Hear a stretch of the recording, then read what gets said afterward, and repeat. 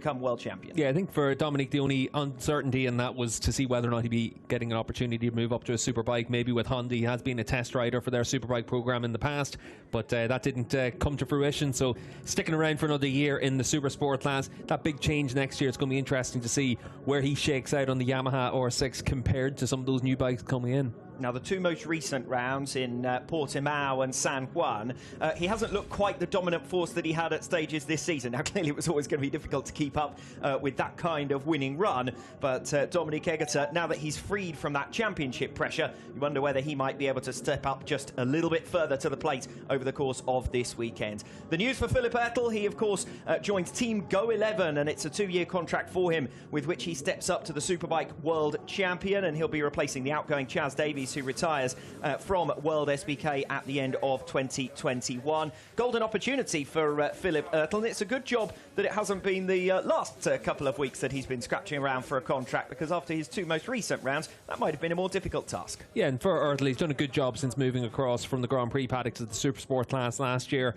A regular rider at the front of the field for pretty much the first season, especially in the class. This season hasn't quite gone according to plan for him, but what we've seen from Ertl all the way through the last 2 years is he's a very hard-working, earnest rider. That's going to stand him in good stead on a superbike. He's also jumping in on a Ducati, and we know that while the Ducati can be a little bit fickle, it's difficult to get it into the right operating window. You can have some great results on it. I think it's a good move by Go 11. Obviously for Ertl, there was a lot of talk he might move on to a Kawasaki next season, potentially with the Auralac team, but I think it's fair to say that going to the Go 11 team definitely is the best option for him. Is there an extent to which he still had a little bit of a job to do left in Supersport? He could have stayed to try and chase that world title? Well, to chase a race win, really, in the Supersport class. We've seen him have a lot of podiums over the course of the last couple of years. He's had 11 podiums, but hasn't been able to get onto the top step of the podium. But we've also seen just how difficult it is to win races on that Kawasaki. Yes, last couple of rounds have been particularly difficult for Philip Ertl, not least because